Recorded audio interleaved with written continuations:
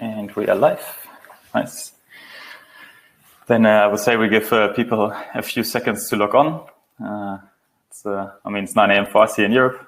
Good morning / good evening, Sid. Sounds good. Good morning. Yeah. Yes. All right. Let's give them a second, and then we can start. I can maybe already jump to our website. Oops, here we go. So maybe I'll just start with this. Good morning, everybody. My name is Nico Freitag. I'm working here at TechnologyCatalogue.com. I'm joined today by Sid Goodart, co-founder and CEO of Nesh. And before we come to this presentation, just a quick overview where you will find us on our platform. This will be the start page, and you can easily just type in Nesh up here, so the company name. And as live demos go, it doesn't run smoothly. There we go. And it will show the company. And then if you click on it, you see the profile of this company with a quick introduction, a pro and con list, some specifications related to business impact. If you would like to have some deployment experience, you can contact the company directly. And probably most important for you is the contact form we have on the right. You can directly contact this company and get in contact with Sid, and he'll be happy to answer all your questions.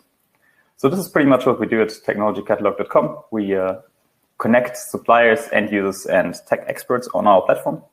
So we invite you to browse the website and have a look at it. There will be links to it provided as well, obviously, in the chat box afterwards, in the wrap-up email. It will all be provided.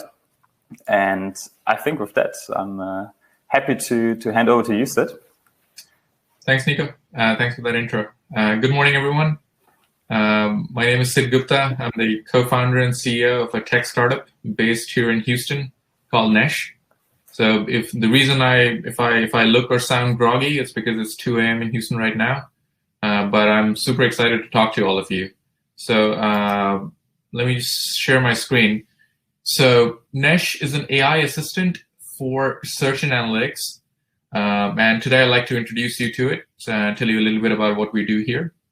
And essentially, to understand Nesh, you can imagine if Alexa, Siri, or Google went to school and got degrees in engineering and business. That's essentially what Nesh is. She can answer over 1 million questions today and is used by companies across the energy and the industrial space. So to understand Nesh, let's look at the situation that I personally relate to a lot. I've seen this play out so many times in the companies I used to work for, and even in our customers today, where a group of people are working on something and a question gets asked in that meeting, and people don't have the answer to that question right away. So somebody has to step out and go look for that answer. And essentially, they have two options. They can either go look for it themselves, or they can ask a colleague. Now, with people working remotely now, most likely it is your option number 2 when they go look for it themselves. And when they do that, they have a few options. They either go look through some internal database or dashboard or shared drive. And they do find the answer. It's not that they don't. But when they find the answer and they come back with the answer, what ends up happening is that when they come back with the answer, the need for that hour has changed. People are working on something else. People are fighting a different fire. So the group has moved on from that question. And this cycle keeps repeating and repeating and repeating. And companies that end up wasting a lot of time on this problem of looking for answers in data they already have.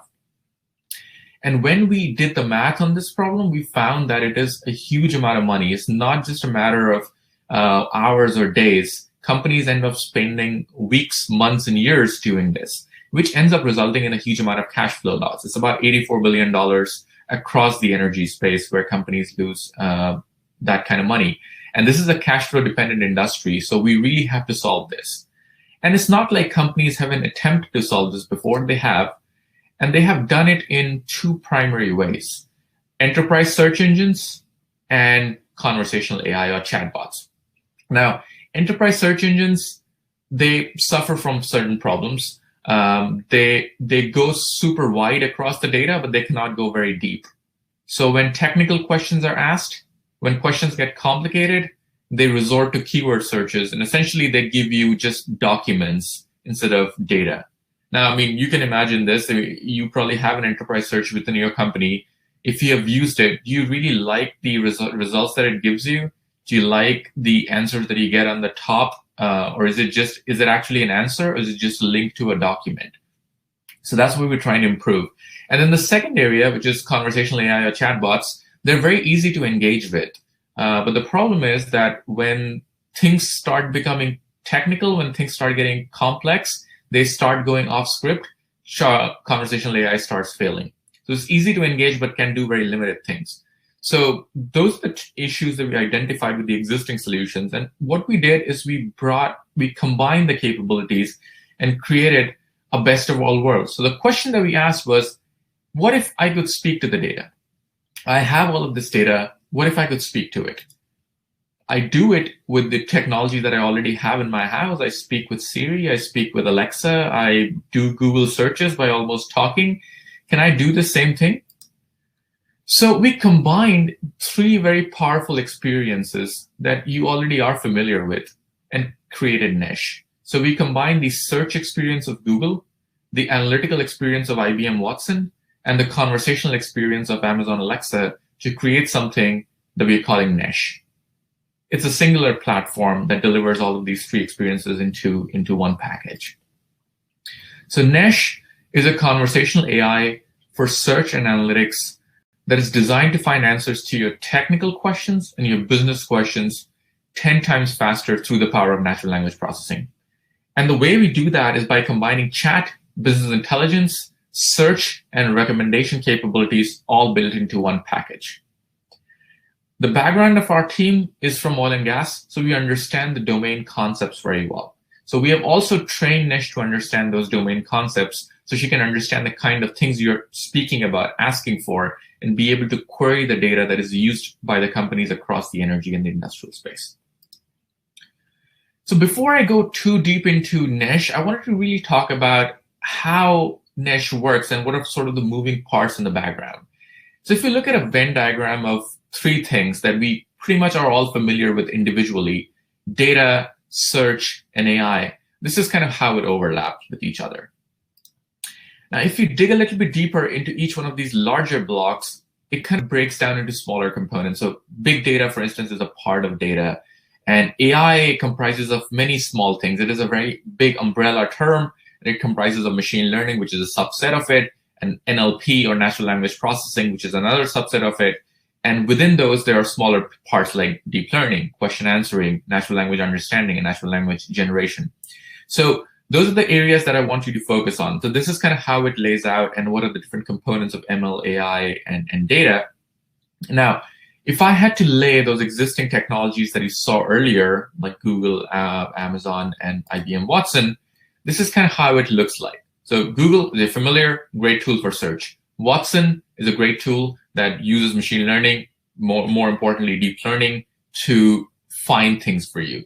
Amazon Alexa, a lot of moving parts within it, but natural language processing is one key component of it. So you can see those three kind of how it lays out, and so might give you a good context of how this kind of space plays out with the existing technologies. Now, conversational AI, the area that we are playing in, what Nesh is playing in, the typical coverage for a tool out there, it kind of looks like this. They cover the question answering part, so being able to generate or find an answer for a question within a data, natural language understanding part, to understand the question that you ask, and natural language generation part, be able to respond with a question, respond with an answer to the question. Those are the three areas that a typical conversational AI covers. But with Nesh, we realized because of the type of things that our users are trying to do, we couldn't really satisfy them with just these three areas. So the coverage of Nesh is actually slightly greater than that. So we cover all of the things that you see highlighted in purple. So we cover search, we cover big data, we cover question answering and NLU, and like a combination of all of those things together kind of create Nesh. So how does it work? So this is a simple architectural diagram of how Nesh works. Now, there are a lot of moving parts to it in the background, but it breaks down into two main components. One, Nesh connecting to the data on the left, and two, Nesh understanding the user's questions so she can find an answer to the question from the data. So essentially, those are the two main steps. So on the left-hand side, Nesh can connect to your data. We connect to any kind of unstructured source like PDF documents, web pages, text files, emails, your office files like Word, PowerPoint, Excel. So you bring in the data, and Nesh does two things with it. We apply deep learning to essentially look at the data, scan it, extract relevant facts and truths from the data, and we store it into something we call a concept graph.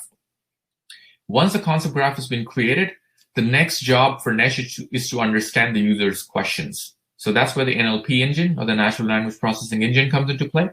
The NLP engine trains on the data so she can understand the type of things that the user might ask her and answer the questions. And in the middle sits the recommendation engine. And the recommendations engine job is to essentially understand the question that the user just asked and recommend to them something else that they might be interested in. That's how Nesh works in a nutshell. Now, specifically, if you focus on the use case that we're going to talk about and look at today, we wanted to focus on competitor strategy, or trying to figure out what your competitor is doing, what the market is doing, and generally trying to understand what is going on with your peers and partners and competitors. So that same diagram that we saw earlier changes slightly. You can see over here, we change out the data sets. You have all on the left-hand side, we connect to data like SEC, news articles, press releases, and so on. So this problem, if we break it down, it breaks down into two main parts. You can see over here the highlighted parts on the left-hand side, we call it number one, and on the right-hand side, that's number two. So let's look at each one of those individually. So on the left-hand side, you can see that Nesh connecting to the data. So that's the first part. So the data that we have includes SEC disclosures, news articles, annual reports, earnings call, financial data, some commercially available public data. So Nesh connects to all of that. You can add in any other data sources of your choice as well, but this is just a starting point. So once that data is connected, the first step that we do is to do discovery, extraction, enrichment, and blending. So taking all of that information together, those 5 sources that you saw, blending it together into one to create a single source of truth. So we take all these reports. So this is what they look like. You probably have seen some of these reports in the past. So look at a 10K, an earnings call transcript, an annual report, stock prices. We take all of that, blend it to create this knowledge graph. The knowledge graph, essentially, you can see a snapshot of it. It's a very zoomed in version. The knowledge graph in its entirety looks massive. It's very hard to kind of make any sense of it, but the machine is able to read it very effectively. But that's what it would look like. So we take that, we convert all of this unstructured data into a structured format that can be now analyzed and queried. So that's the first step. The second step, you can see over here, that's the understanding of what the user is asking, so we can actually find an answer to the question. So the first step within understanding is building the NLU model, or the natural language understanding model. So the way we do that is provide some training phrases to Nesh. So it's kind of teaching a child how to talk. So the more you talk to her, the better she gets. So similarly, you provide training phrases to Nesh, so for it to understand the types of things that you might ask her. So you add the training phrases, you classify them into intents. Intents are specific things that you want a smart assistant to do. You classify them, you tag certain entities so that Nesh can pick up those patterns of the entities that might appear there, and then you build a model. So once the model has been built, what it does is you ask a question, and Nesh will classify that question into a specific type of intent. So for instance, when you ask, like, what is the revenue for Chevron, Nesh will try to probabilistically predict that looks like they're asking for a time series data. So when you ask, like, which company has the lowest debt, Nesh will try to figure out, oh, well, it looks like you're asking about a ranking for a company. So that's what the job of that intent classifier is. So it's a machine learning model that does that classification. So that's the first step. Now, after the intent has been understood, the job is not complete yet. We still need to know the entities. And for that, we use our concept graph, the one that you saw, that whole, the network of nodes connected to each other. So that graph is used and traversed to determine the entity. So let's say your question is, tell me something about Shell. What Nesh will do, it will try to figure out, well, it looks like Shell is a company. So what are the different things that I know about a company? Well, I know numerical and categorical entities. So numerical entities could be debt. So then Nesh will ask, hey, what do you want to know about Shell? So let's say you say, well, I want to know about debt. So Nesh will traverse that graph again and see, well, okay, there are multiple types of debt. What type of debt would you like to ask? So you can pick one. Okay, well, I want to know about long-term debt. So finally, all of those entities will now get resolved because it knows, well, okay, I'm looking for Shell and I'm looking for long-term debt, and now I have everything that I need to go find an answer to the question that the user asked. So this is really important because entities cannot be resolved unless you have this complex understanding of the domain. And this is what Nesh allows the users to do. So once that has been done, the users can actually start asking questions, getting answers. So, and what does it ultimately mean to the users? How does it translate into value? So we have actually deployed this workflow for one of our customers, and the value that they see out of it is being able to do the same task, that same manual, laborious task, in a very small fraction of time. The mean time to answers went from like 25 minutes per question to 35 seconds per question. And this was about a $2 million savings for just this one workflow when it was implemented for that team. And they're able to get a lot more insights out of it too. So this was just a small workflow that we implemented, but this created massive value for them. So this is just an example of what we can do. Now, before I go any further, one thing I wanted to clarify is where a technology like Nesh is helpful. Something like this cannot be applied everywhere. So I wanted to kind of clarify where we add a lot of value. So for people on the call, you might already know this difference clearly, the difference between structured data and unstructured data. Structured data, as you can see on the left-hand side, is something that is clearly organized nicely in rows and tables. This could be something like a database. Any database is essentially structured data. That is a great tool. That is a great source of data to have. You're lucky if you have it. And it is a great tool to be used with tools like Spotfire, Power BI, or Tableau, any business intelligence tool that you might already know. Where Nesh adds value, or a tool like ours add value, is in the unstructured data space. Unstructured data is essentially things that are written in unconstrained forms. It could be just text, it could be images, scanned documents, things like that aren't really in a clean format. It's just scattered information that needs to be made sense of. It could be things like emails, PowerPoints, web pages, PDF documents, Word documents, and so on.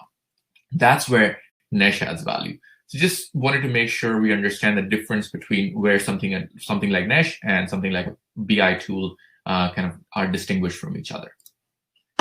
So finally, one last slide before I go into the demo and show you how it works are the use cases.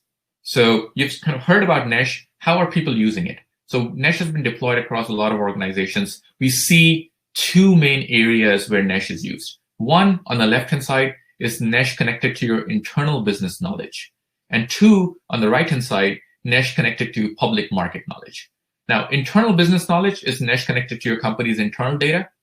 It can be used for things like expert system. So you give Nesh access to all the data that you have in a certain system, and Nesh is able to learn from that data and become an expert in that area. So sometimes you have people who everybody calls in your organization to ask for help. So Nesh can become that expert, so that when that person goes on vacation or they fall sick or they leave the company, you're not really dependent on that one person anymore. It can democratize that information. So that's an expert system. Managers and executives can also use it to kind of read weekly reports. So all those weekly reports that come into your inboxes, you can direct all of those to Nesh, and then Nesh can answer those questions for you. Project management, great tool when you're looking at all the old projects to plan for the new project that you're working on. Engineering teams can use it to look at best practices, maintenance manuals, weekly reports, and so on. So those are some of the internal business knowledge use cases. On the public market knowledge side, Nesh can be connected to public data and can be used for things like corporate strategy to look at market trends, policy trends, what are other companies talking about ESG, and so on. Strategic marketing is another great use case to look for competitive and client intel. BD groups can use it for prospect research or for competitor research. And investor relation groups can also use it to do financial analysis by looking at all of this publicly available data that the analysts have to go look at. So these are just some examples of how Nesh can be used and has been used by companies. We can go more into details when we get to the Q&A, but just wanted to put it out there. So demo time. I wanted to actually show Nesh to you as well, so you can kind of see how it works, what it looks like. So I'll quickly switch over, give you a demo, and come back and wrap up on the slides. So I'll stop my presentation here. I'll share my screen. And hopefully you're able to see Nesh. So let me just do a quick refresh, make sure I'm not timed out. So this is what Nesh looks like. So it's a web-based application. You go in, you see Nesh, you're into Nesh, and you can start asking questions right away. Before you jump in, the first thing we advise people is to quickly look at the type of data that you're connected to. So I can click on the Explore Connected Data. It will show you all the information that you have access to here. So we have financial information, stock prices, news articles, SEC disclosures, earnings call transcript, commodity prices, and you can also add in more data sources into the mix if you want to. This version of Nesh is connected to publicly available data. If we are connected to your company's internal data, you'll see those data sources listed over here. So this is just one example. Now, you can start asking questions. Let me try something. So I can ask a simple question, something like, tell me something interesting about Shell. So remember, this was the question that we saw in that example earlier in the slide. So this is where Nesh differs from a regular Google search. If I had put this question into Google, it would just give me a whole bunch of links about Shell. In this case, Nesh will actually try and clarify, well, what do you want to know about Shell? Here are a few things I know about it. So here you can see it gives you a list of things that it knows about Shell. For instance, the area of research or their balance sheet or their CapEx. So let's say I'm interested in the CapEx for Shell. So you click on CapEx, Nesh will again come back and clarify. Well, okay, what frequency? Annual, quarterly, or the latest quarter? So Nesh will keep clarifying until it gets you to the answer that you want. So let's say I'm interested in the annual frequency for the CapEx. So it will just go and pick up that number and show you, well, okay, so it's 23 billion for the last year that you asked me about, and that was the CapEx for Shell. So you can see on the left-hand side, Nesh also suggested some next questions for the users to ask. So you can pick from any of these questions. These questions are based on what other users in the companies have asked before. And then also it is based on what interconnectedness Nesh sees in the data. So she sees that CapEx and ESG are related to each other. So that's why it's telling you, hey, by the way, maybe you should ask about ESG next. So you can either pick from that list or you can ask your own question. So let's say if you're interested in saying like, add Exxon to this or something like that. You want to just like add another company. So you say that, Nesh will just go ahead and append that chart and add Exxon into the mix. So you can now see Shell and Exxon kind of stacked up with each other. So something like that, this can be done. Where things start getting interesting is when you start asking more qualitative questions. So far, we have seen quantitative questions, Nesh, and finding numbers and plotting it. When you start asking qualitative questions, that's where the power of Nesh comes through. So if I ask something like, which companies discussed climate change? This is a really interesting topic and important topic right now. So if I'm curious to know what are the companies who have talked about climate change, so what Nesh is doing right now is kind of going through all the companies' data, all the companies that she has access to, and reading through their public disclosures to see anything and everything that is being talked about climate change. So you can see, we see Shell talked about climate change to achieve net zero emissions by 2050. Exelon said something, Conoco said something, Plains All America said something. So you can kind of look through the list of questions and it kind of gives you a very precise answer. You don't have to read through those documents. But if you are curious, like where did this come from, you can click on the source and Nesh will actually open up the source of this information. So you can see this came from the 10K of Plains All America. So you can look at the source and see where this information came from. And if you're also, like, let's say if your question was more pointed, this time I'm asking a question about just all companies. If I'm just asking about a specific company, like for instance, what is the ESG for Exxon? That is a very specific question. I'm asking about ESG, I'm asking about Exxon. So we'll just go look at Exxon. We'll go find and tell you, well, okay, here are the energy efficiency programs that Exxon is embarking on. Or here's the reduction in coal that they're working on, and this is something that they talked about. So you can quickly get answers like this and not have to read through 60, 70, 80, sometimes hundreds of pages of documents to find the answer. So you can see, like, this is where our objective is to get you to the answer as quickly as possible and give you the appropriate visualization to go with it. And this is just example of a few questions, but I hope you get an idea of what Nesh looks like and how it works.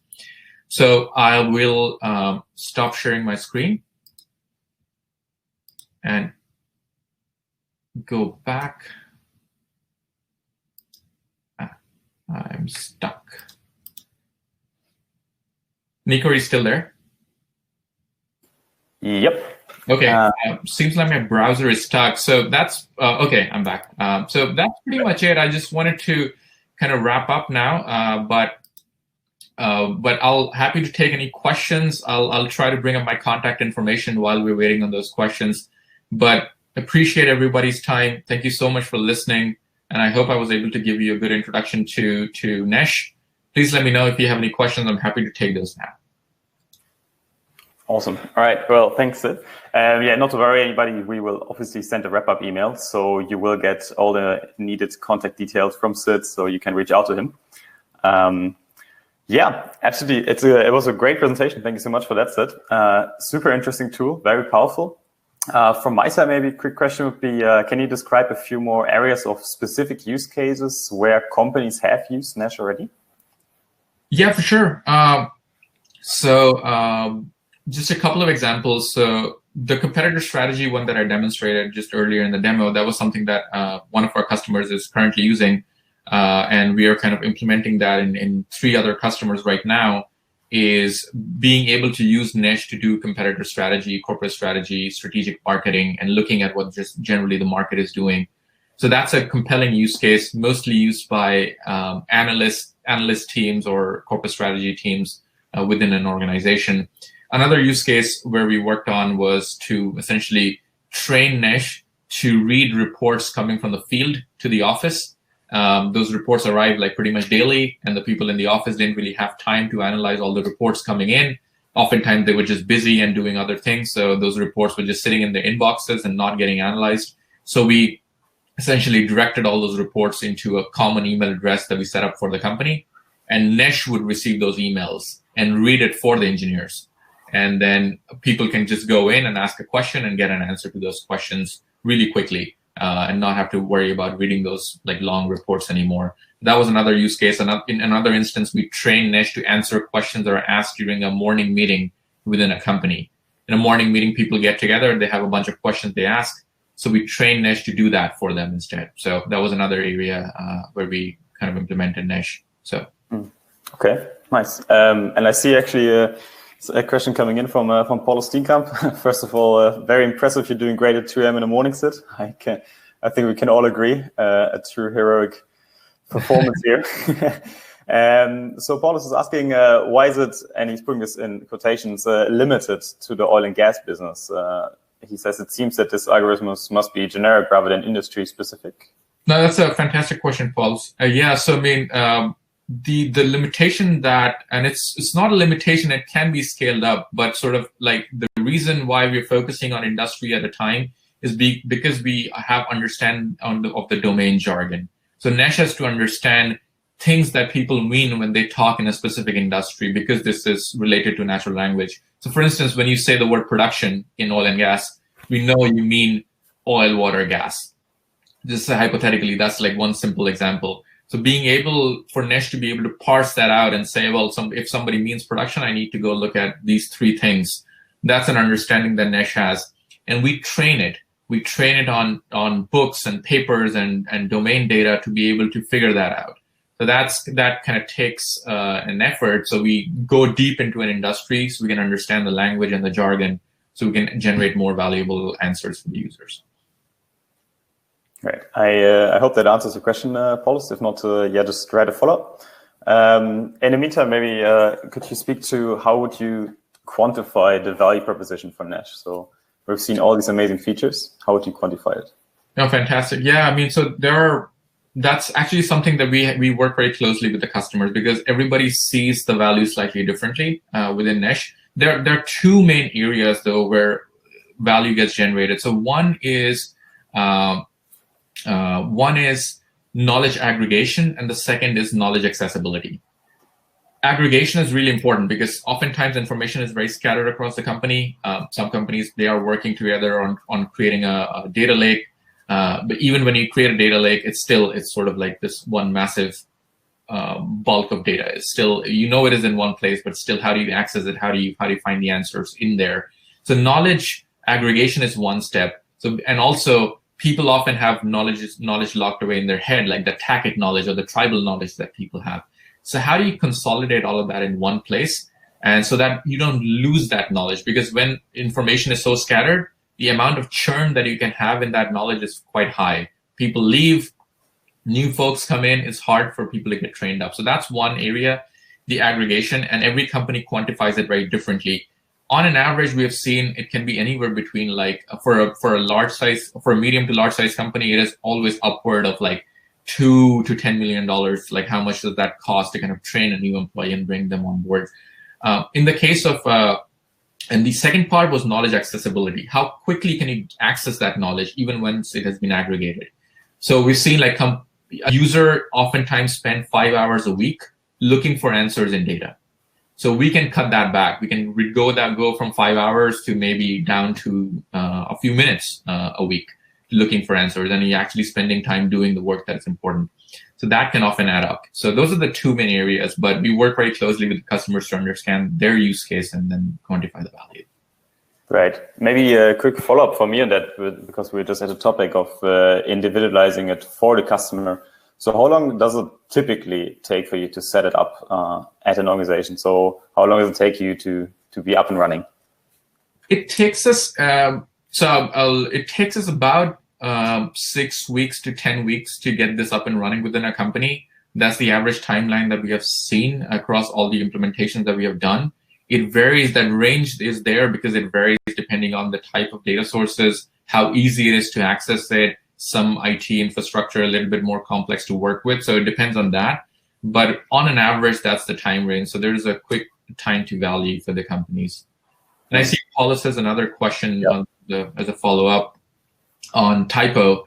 Yes, so that's a good question. Yes, we do tolerate typos. Like, we can go about 3 characters away from the actual word that you meant, and Nesh should be able to catch it. That also helps with, like, sometimes, and if it doesn't catch it, it will try and clarify with you. So if it knows that there are multiple options for that word, so it'll try and clarify, well, did you mean this or did you mean that? So yeah, it has some tolerance there.